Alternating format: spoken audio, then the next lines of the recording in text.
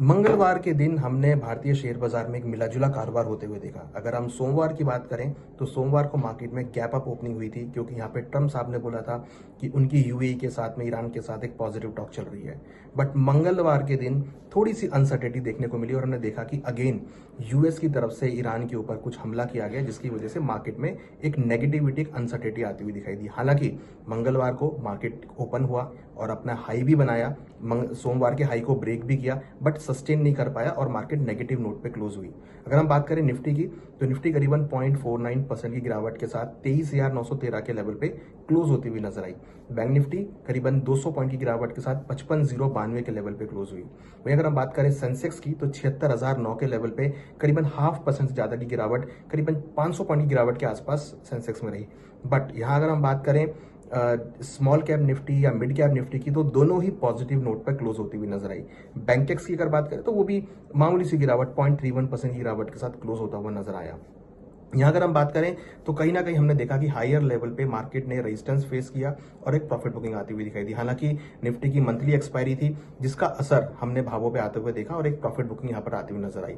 अब बुधवार को मार्केट कैसी रहेगी ये जानना बहुत जरूरी है, क्योंकि यहाँ अगर हम बात करें, अगर हम टॉप स्टॉक्स की बात करें जो टॉप गेनर रहे, जिसमें Adani enterprise, TMPV, tech Mahindra, Nestle India, eternal, Bajaj auto, ONGC, ये टॉप ऐसे स्टॉक्स थे जो टॉप गेनर में रहे थे।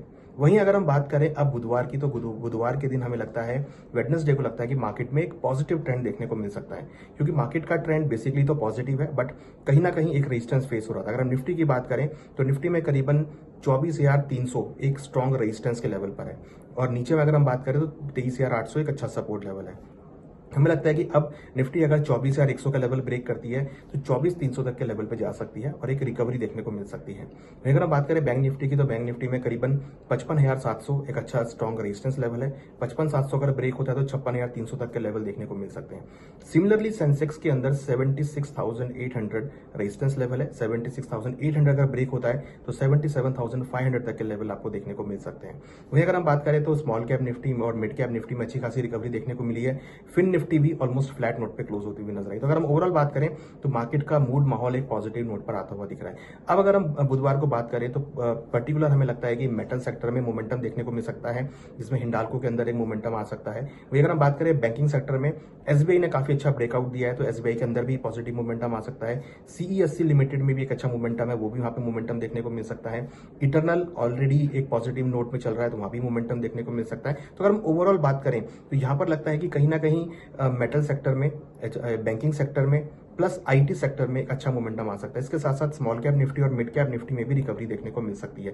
तो अगर हम बुधवार की बात करें तो बुधवार को लगता है कि भारतीय शेयर बाजार में रिकवरी देखने को मिल सकती है।